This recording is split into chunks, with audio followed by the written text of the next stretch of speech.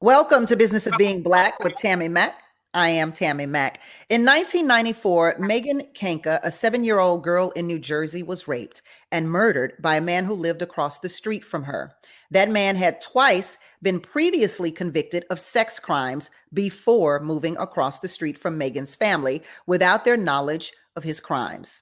That incident resulted in the state of New Jersey enacting Megan's Law to protect the public from sex offenders. Every state now has some form of Megan's Law, which is how sex offender registries got started. But are sex offender registries effective? Are they outdated? And is it time for them to be abolished? The business of being Black today is, of course, sex offender registries. Please welcome endowed chair and distinguished professor of psychiatry and biobehavioral sciences at UCLA, Dr. Gail Wyatt. Hi, Dr. Wyatt. Hi there, how are you?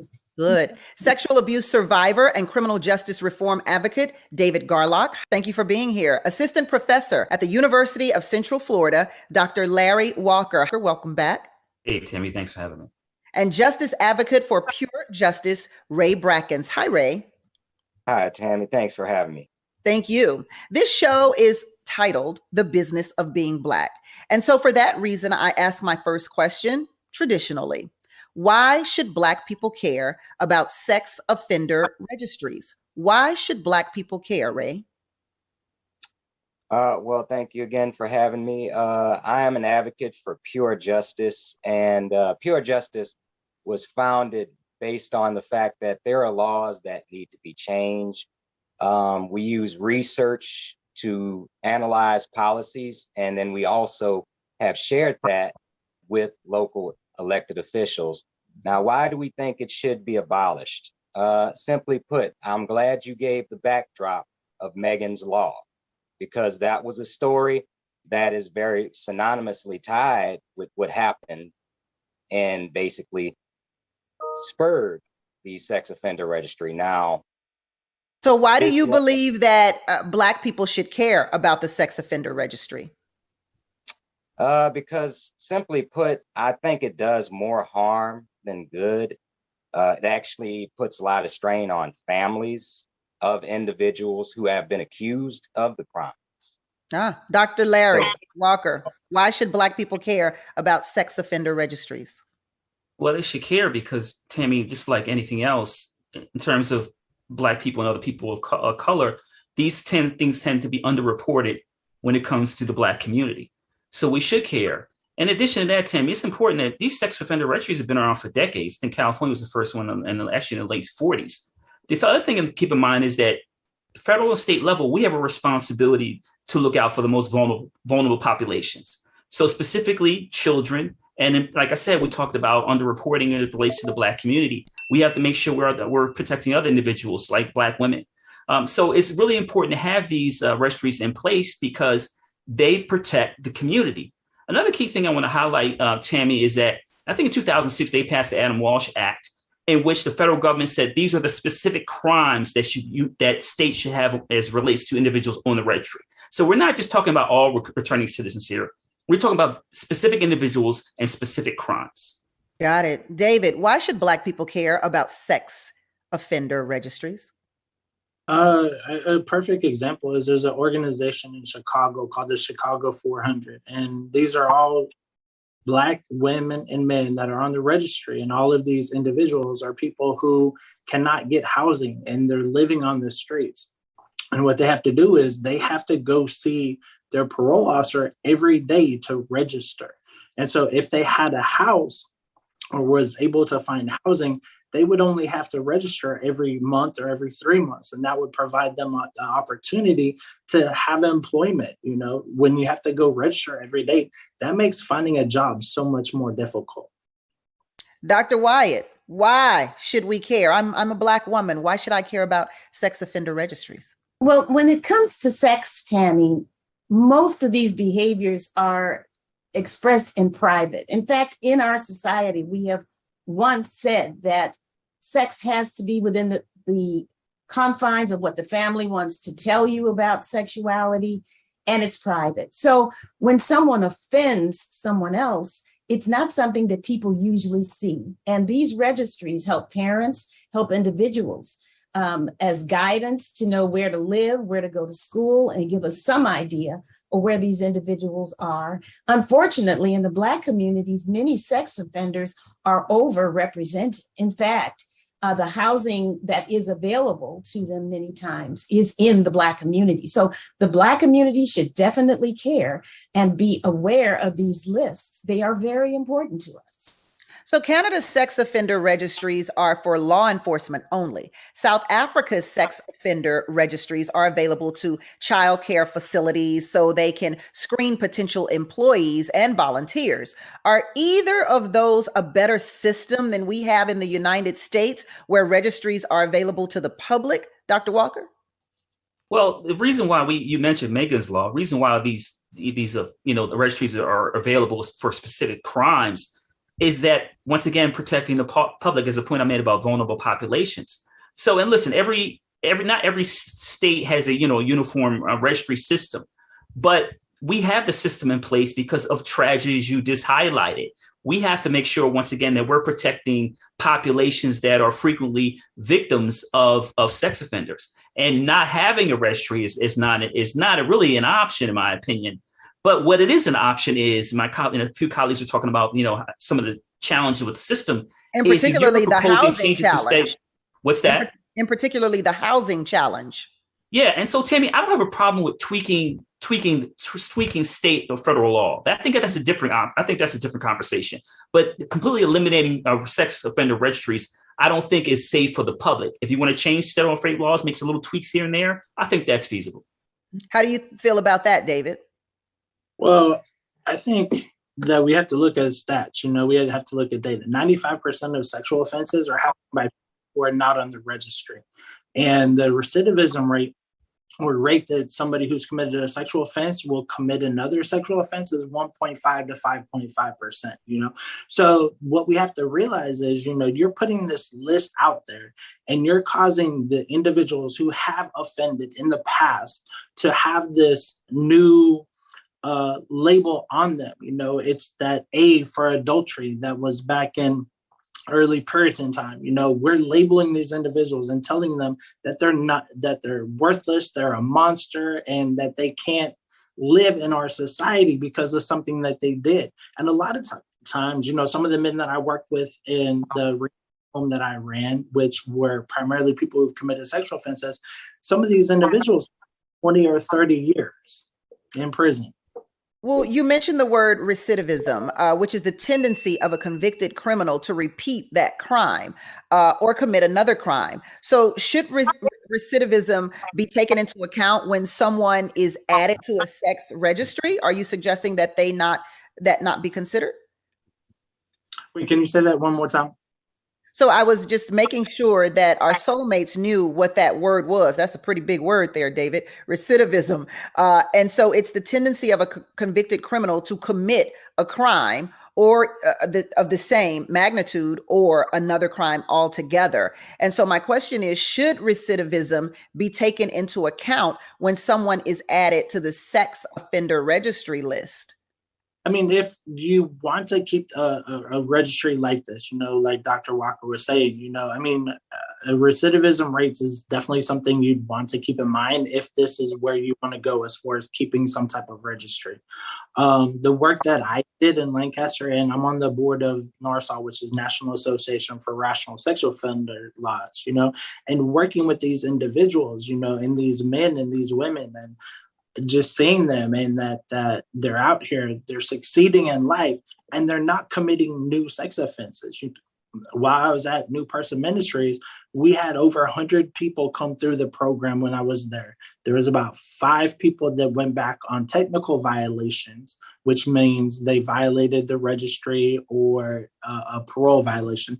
And only 1 person went back for a hands-on sexual offense, So when we have stuff like that, that is showing that we don't need a list to prevent sexual abuse. The registry didn't prevent me from being abused. It wouldn't have prevented my brother from being abused by the person who sexually and physically abused us. So the question becomes, Dr. Wyatt, Should there be a list, and should people fall off that list after a certain amount of years? Dr. Walker says that we should amend it a little bit, perhaps tweak it. Can that be a part of tweaking it? After a certain amount of years, a crime is not committed by that person, they fall off the list? I think so. But the problem really is that the treatment of individuals who commit a sexual offense is very poor. When you talk about recidivism has to do with committing a similar crime or the same crime again. So we're talking about treatment. The treatment is varied.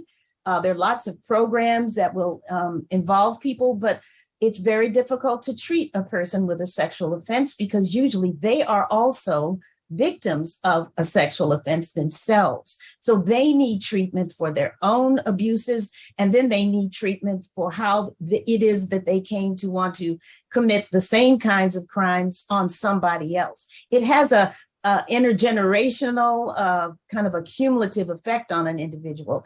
That's not handled very well in our society, and we tend to overpunish, as we do for almost everything. Once you get into the system of being criminalized and being punished, we don't seem to know when to stop. We don't know how to help people to heal, to adjust, to rehabilitate. That's what we need more of. And if a person is doing well, they need to be taken off the list. They should not be labeled forever. But let's continue this conversation when we take a commercial break and come right back. Okay. Welcome back to Business of Being Black with Tammi Mack. I'm Tammi Mack, and the business of being Black today is sex offender registries. Should they be abolished? Are they still even, do they make sense anymore in today's world? Ray, I want to get to you. We just talked about with Dr. Wyatt about perhaps sex offenders falling off the list at some point. Well, individuals are placed on sex offender registries for varying amounts of time. It could be 10 years, it could be 20 years, and it could be for the rest of their lives. How long should someone have to retain the label of sex offender, Ray? Well, in the interim of what everyone was saying, I do believe that, it's an archaic and outdated relic. And I think we should definitely re-examine the laws. But in the interim, we should look at what is the exit strategy, because if you are convicted for any other crime, whether it be an assault, property crime, whatever it is, and you finish out your sentence and you've shown the state that you are a viable member of society, then you can move on, no matter how violent or vicious that crime may have been. And there's no label attached to you. So I feel in the interim, it should be at least as long as the sentence, maybe debatable a few years after that, but I don't think it should exceed 10 years. Well, I like to keep things very simple and very real. And for me, I think that most people consider a sexual offense, and particularly with a minor, is probably the worst crime you could ever commit. And so there becomes this strategy to protect children. So how do we feel about this?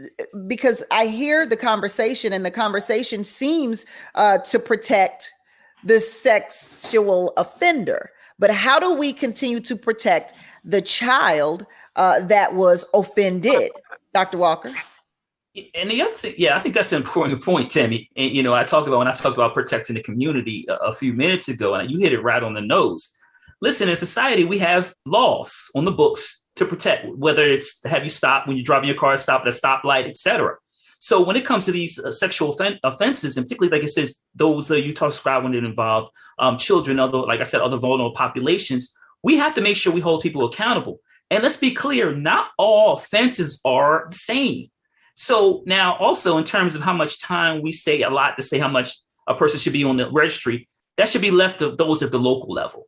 And then there may some jurisdictions might have more of an issue with sexual offenders than other jurisdictions. And that's why I said in 2006, the federal government said these are specific crimes that people should be on the registry. So we're not just talking about anyone. We're talking about individuals that committed very specific crimes. And listen, the system's not perfect. I used to work on Capitol Hill, and I know that Congress makes mistakes, they make mistakes at the state level. But the bottom line is, like I said earlier, we can tweak these laws, but we have to make sure we protect children, because we also know that sometimes individuals will commit crimes, they get a slap on the wrist, and then they commit these crimes again, particularly when it comes to sexual offenses. The other thing I want to say is, Tammy, I think it's important to support returning citizens. Like many people, I've had people in my family who've committed various offenses.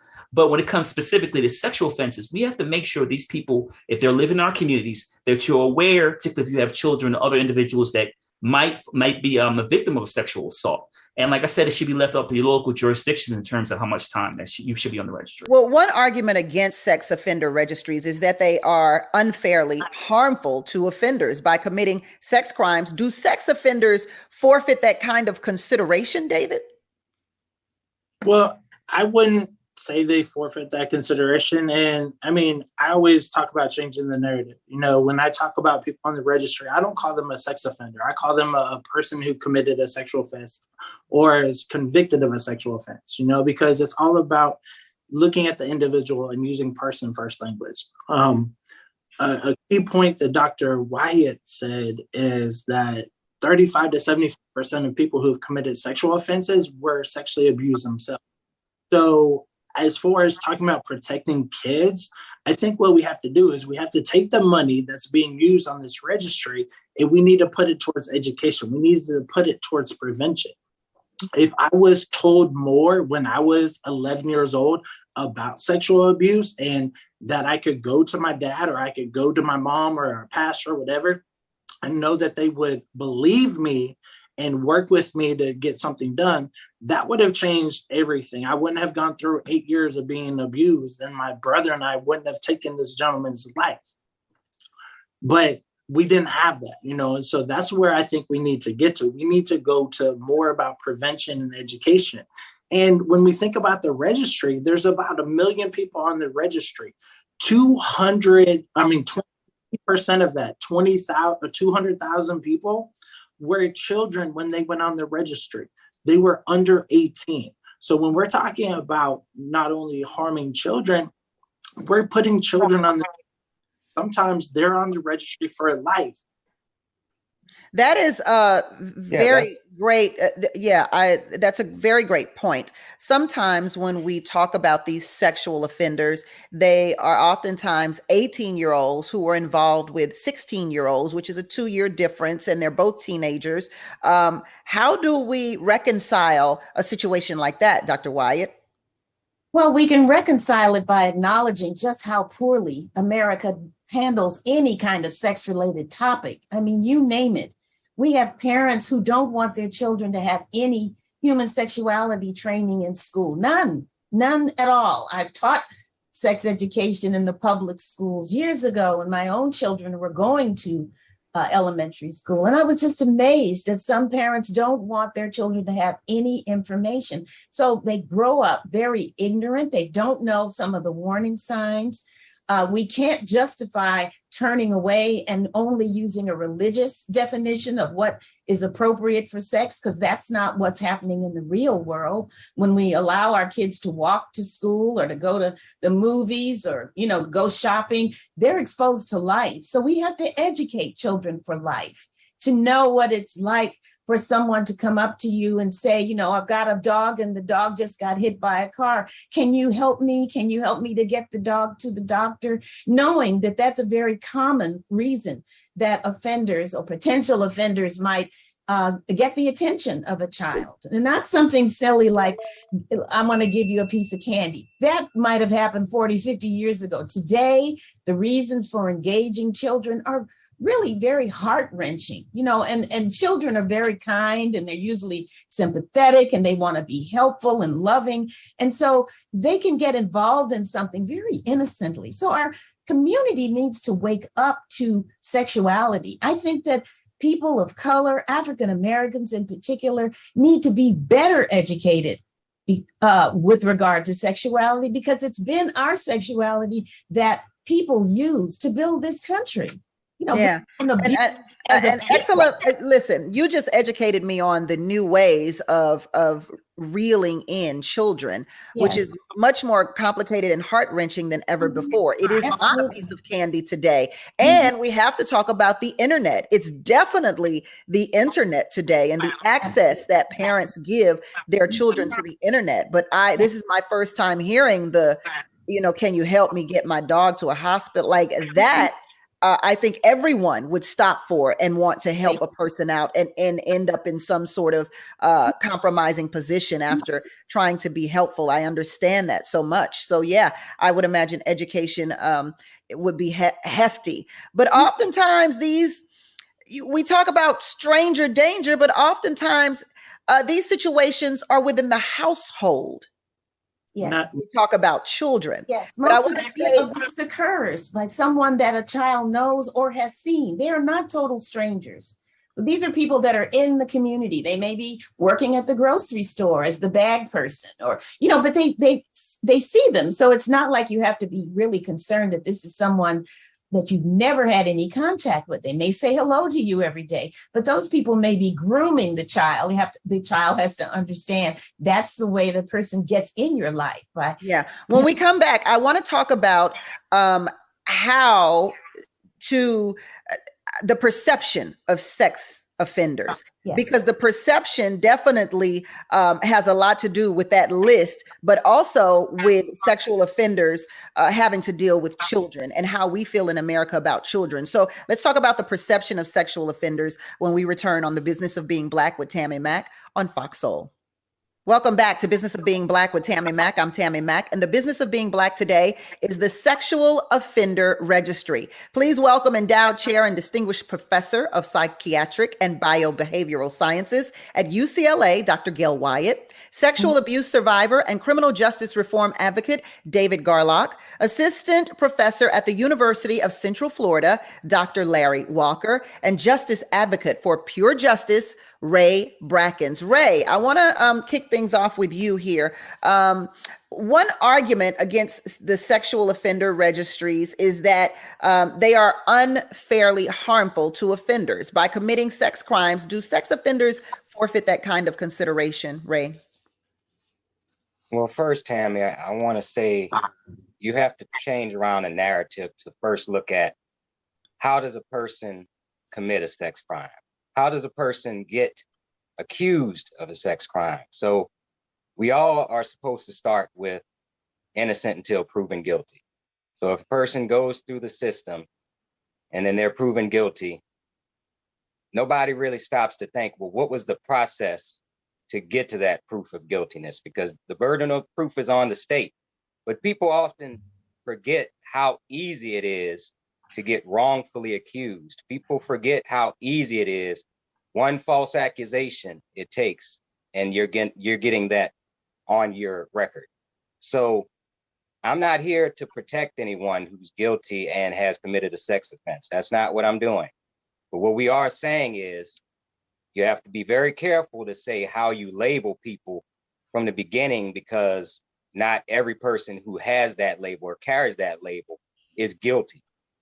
Is it fair, Ray, that people convicted of sex crimes are forced to register as sex offenders when even people who are convicted of murders are not mandated to join registries? I would say there's some logic in that argument. I mean, in some point, sex crimes became the crux of crime as pertains to general public opinion. It seems like if a person commits murder, whether it was justified, whether it was violent, if 15 years down the line, that person moves into your neighborhood, nobody's going to say, oh, there's a murder in our neighborhood. But if you were accused of a sex crime, whether it was justified or not, 10, 15 years down the line, if you still have to be on that registry, as most do, people are going to say there's a sex offender in our neighborhood. Even if you have been completely clean, if you've been a token of your community for the last 10 or 15 years, you will always carry that label. And in a fair and equitable society, how does that protect anybody? Yeah. If a person I have to disagree with you on that murderer thing. I mean, if a murderer is in my neighborhood, I kind of sort of want to know, right? I kind of want to know. Dr. White, is it fair? Is it fair that sex offenders are put on a list, but murderers aren't? Well, when you murder someone, there is a body usually, so it's very visible to see. When you commit a sexual crime, it is usually done in private. Many times people don't tell if they are the victims or the survivors. So it's something that our society doesn't know how to handle. So at least if we have a list, then you can look at the list when you're buying a home or when you're going to a school district trying to decide where you want your children to go to school, because you can't see. Sometimes sexual offenders are very professional. They are in the ministry, they're in the police departments, they are in universities, they are teachers, they are everywhere. They don't look like the things that they end up doing. It's harder for our society to know how to protect children. So the list at least is some kind of guide to help us to keep our children safe. Yeah. David, most people who commit sex crimes are not registered sex offenders because they were not reported, not convicted, or were not mandated to register. Does that mean sex offender registries are ineffective? You talked a little bit about this earlier. Or does it mean that they should be tougher and add more offenders to the list? No, we definitely need more offenders.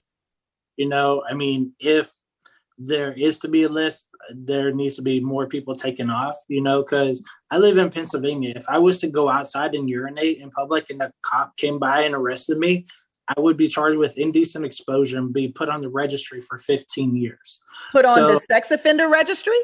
Yes, I would be put on the sexual offender registry for 15 years for indecent exposure. So wow. when you think about this offender registry and you think about sex offenses, it's this huge umbrella where on one end you have statutory rape, you have just sending indecent pictures to somebody. On the far end, you have rape and you have child molestation.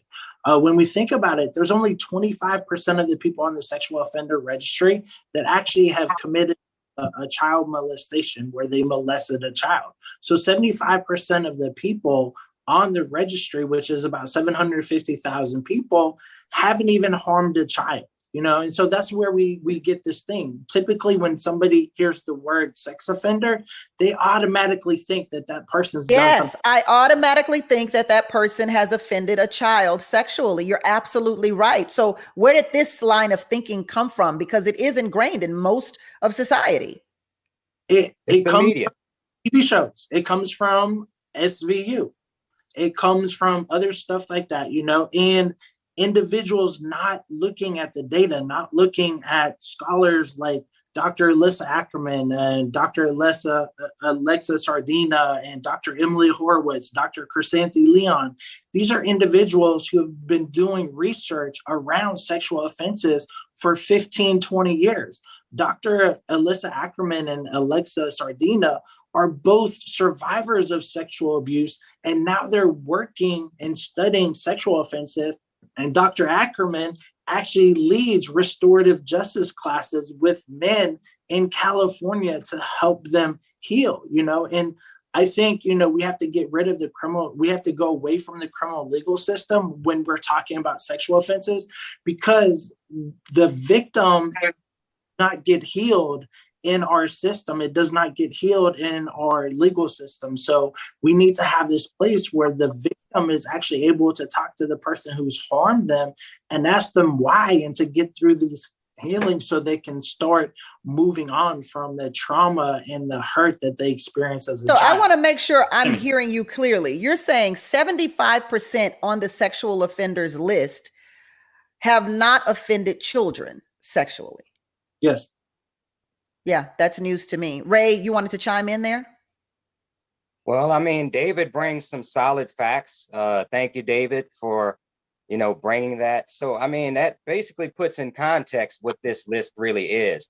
It's a lot of bloat. So if you look at a sex offender list page by page, you just think to yourself, one out of every four of those might have been an actual person who committed an offense. But like David said, it could be just as simple as going outside and urinating in public. If a police officer catches you, that could be a sex offense. That's qualified as a sex offense. But I Tammi. also want to add that if you've raped somebody who is an adult, you would be on the sexual offender list. So it doesn't always have to be children who are people we need to protect. We need to protect vulnerable people. Let's be a little broader in our conversation.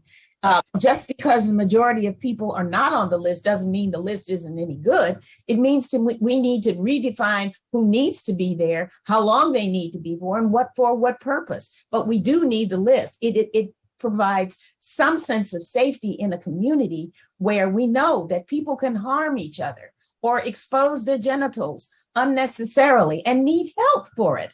It doesn't mean the list isn't good. It means our treatment and our prevention isn't good. But you think when you were talking earlier, you said that we have to be mindful about the pastor, we have to be mindful about the police officer, we have to be mindful of the professor. 95 sexual offenses are happening by people who have never been arrested or aren't on the registry, So that's why we go to education. That's why we have to go to prevention. It's not about just having a list. I don't look at a list. I don't care if somebody lives next to me that's committed a sexual offense, because I know that I'm protecting my child and my wife, and they know signs to be aware of if something like that's going to happen or if there's any type of grooming. I agree with you, David, but I do think that we need to educate our communities about sexual offense. Let's take a quick break. We'll be right back. Welcome back to Business of Being Black with Tammi Mack. I'm Tammi Mack, and the business of being Black today is the sexual offenders registries. Dr. Wyatt, I want you to complete your thought before we left for break. You were referencing David's comments earlier. I think what I was trying to say was that we need to do more to educate communities. We need better treatment. We need better prevention.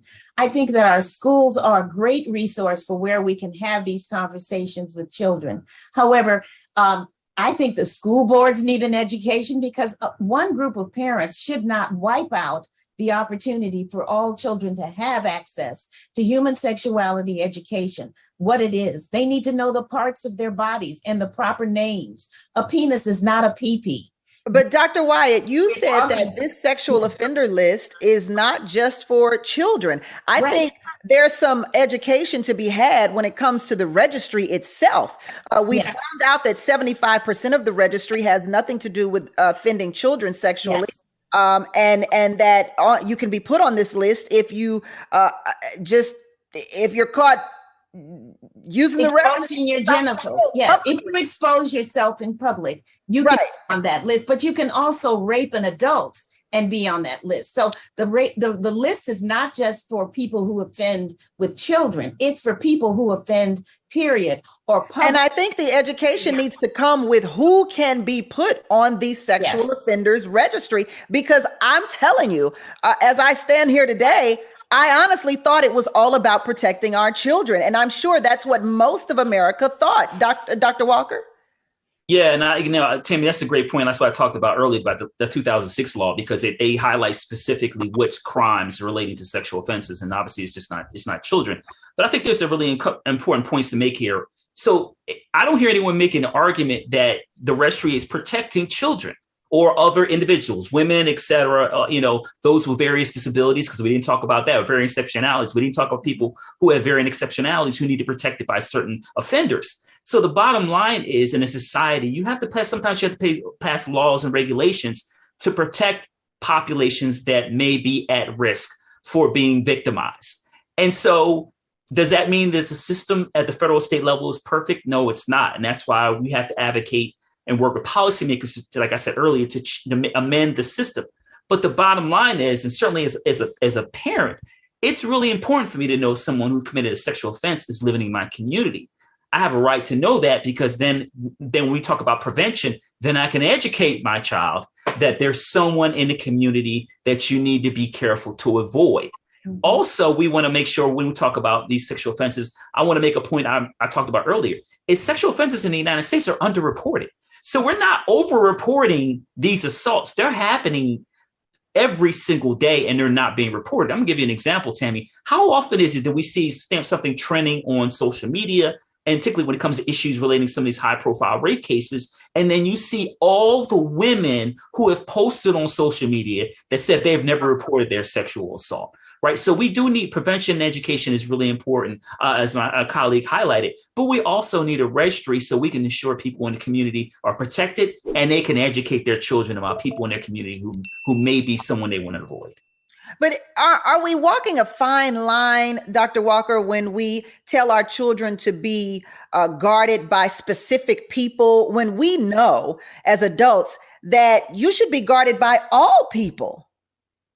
Well, listen, I agree that, you have to be wary of a lot of people in our society. We talk about gun violence in our, how consistent we see gun violence in schools and various local communities. So, yeah, so as a parent and certainly as an educator, you want to tell children there's certain, things you have to look out for. Certainly myself growing up in the city of because when I hear you say that, the only, I get a visual in my head of me saying to my little daughter, Sherry, hey, watch out for Mr. Johnny. Mr. Johnny has committed a sexual offense. And I can just picture my daughter running past, Mr. Johnny every time she sees Mr. Johnny, or being afraid and running back into the house when she sees Mr. Johnny. When the truth of the matter is also, Mr. Wayne across the street could also be there, but just not on the list. Right. And that goes to underreporting. And that's why my colleague talked about, prevention and educating. Or he could not have been caught. So that's true. And that's again, that issue of underreporting these offenses in the United States. That's a big issue, too, of all the people who've been victims of sexual assault, who of various ages who've never reported for various reasons. David, I see you wanting to jump in here. Let's get it. Yeah. So I was able to preach at a church a year or two ago. The assistant pastor asked me afterwards, he's like, David, if I have somebody who's committed a sexual offense move into my neighborhood, what should I do? You know what I told him? Go knock on the door and introduce yourself to him, and get to know them. And don't just, like you said, if you're going to tell your daughter or your son that, oh, this person did that, you need to stay away from them. Okay, I understand the safety aspect. You're like you said, Tammy, they're now the boogeyman. They're now this monster who could have been a good friend to the family, though you would be prepared and around different things as far as him being by themselves or her being by themselves around the child. So what we have, it's all about changing the narrative. We can't say just because somebody committed a sexual offense that they're this monster and they're never going to change. Because if you get data. Go ahead. I'm sorry. Go ahead, David. The data. Yeah, the data shows that they change. That's why they're not coming out and recidivating it or committing other sexual offenses, as the media wants you to think that these sexual offenses are happening by people on the registry by 60 to 80%. And that's what they were thinking in the late 90s, early 2000s, that the population on the registry are the only ones committing sexual offenses. And that's why we have to educate. That's why I love going to universities and talking about these issues. Ray, is it fair that if I were to have a next door neighbor, as David suggests, that's on the registry, I get to know them, is it fair to ask, what was your sexual offense? Absolutely. I think if you've already gone to the registry, 9 times out of 10, it's already listed there. So it's listed exactly what the crime was. No, they have a charge listed. But to get context, sometimes the way the crimes are listed, and this is in any context, someone might have aggravated assault, but you don't know what that means. So what David is saying is, instead of othering a person because they're on that list, you should have a conversation with them. Because at the end of the day, these are still individuals. These are still people. And when you make a monster out of them, when you make them out of something to be feared, to be avoided, well, then you further the stigma that they're not redeemable as people. So if we all in this conversation believe and everybody has the right to pursue happiness, then you wouldn't agree with at least some of these laws. I understand everybody here believes in public safety, but I also believe that everybody here believes that at some point, if a person checks all of the boxes and does what they're supposed to do, once they've been incarcerated, or if they've been charged with a crime, then they should have the right to move on. But maybe I want him to be the boogeyman at the expense of my child's safety. Me personally, I have a 20-month-old son, and no. The Human Rights Watch states that while many resources are used to prevent repeat offenders, those resources should actually be used to try to prevent the first offense from happening, and for evidence-based treatments and recovery for both the victims and perpetrators of sex crimes. What are your thoughts on that, Dr. Wyatt?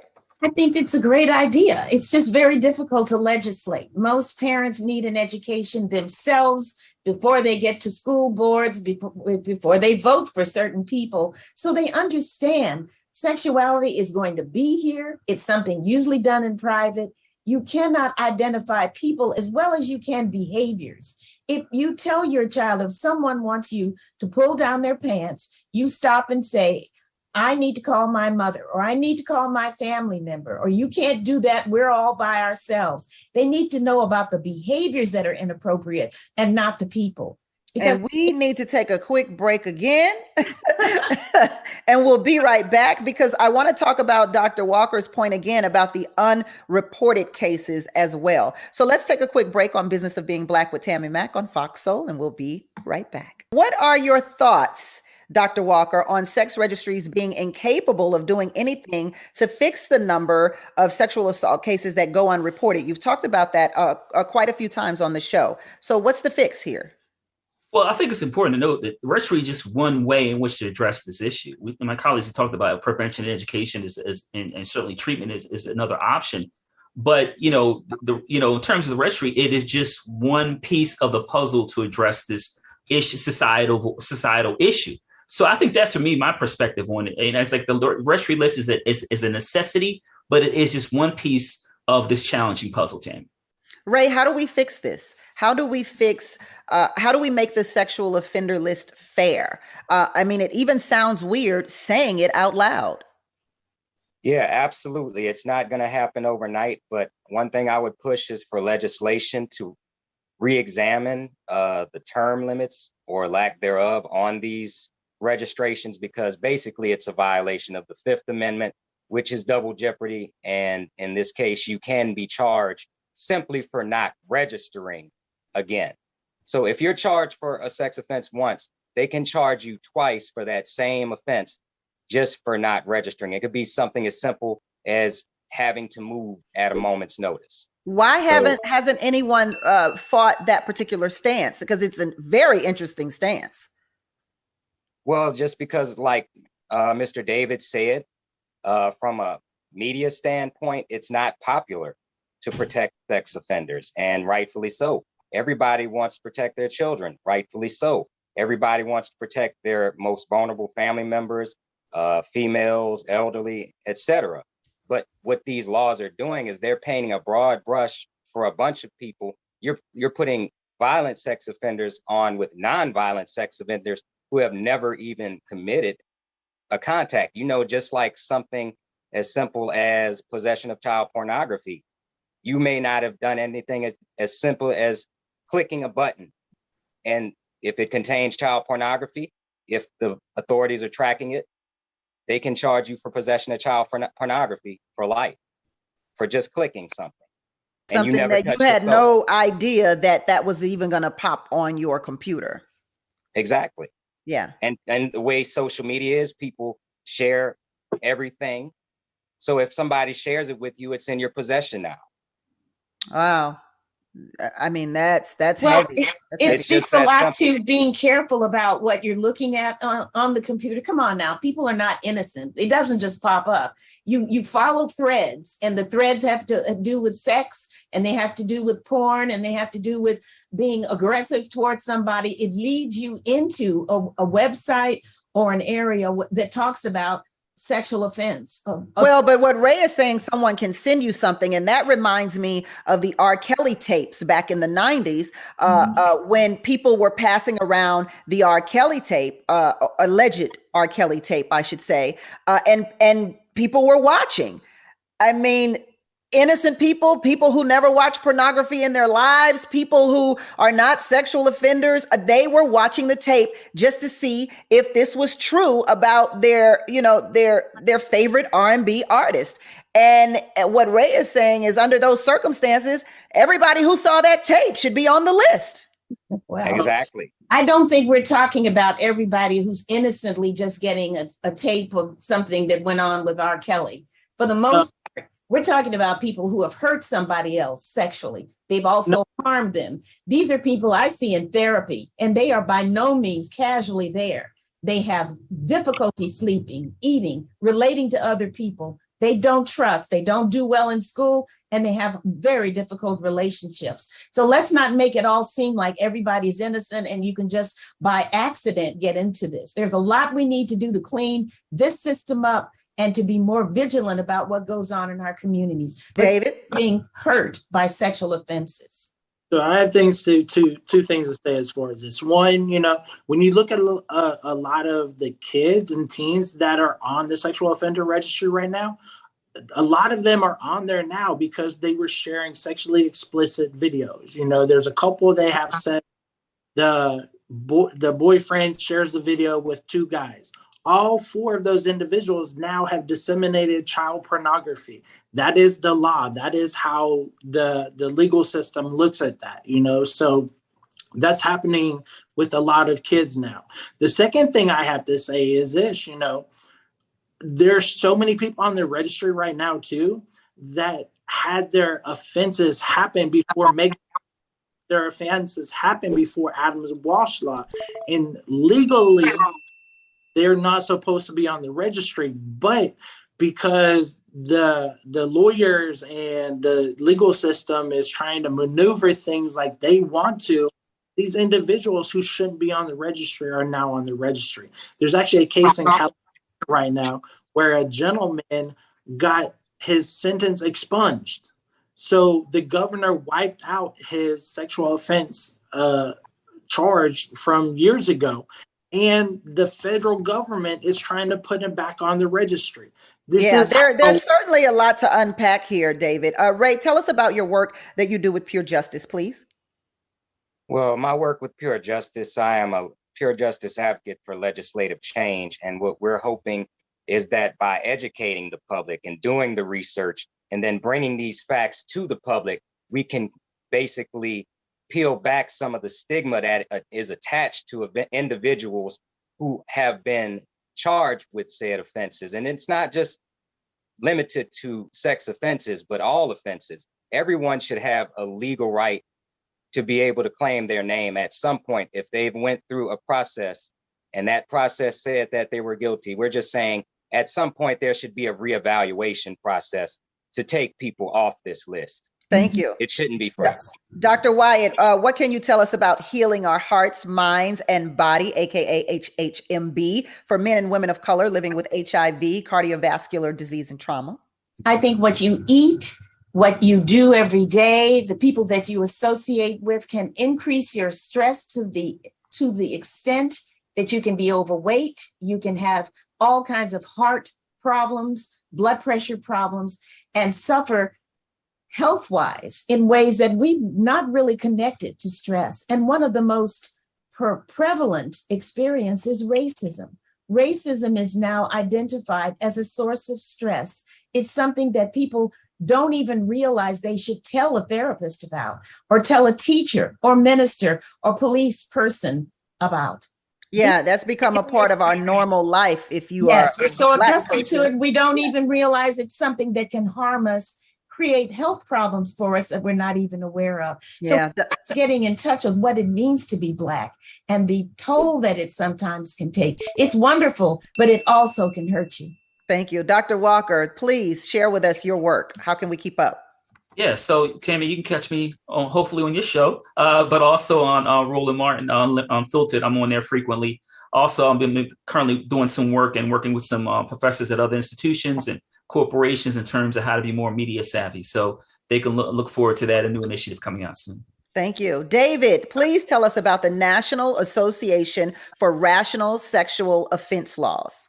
Yeah, so this is an organization that is national. We also have state affiliates across the country.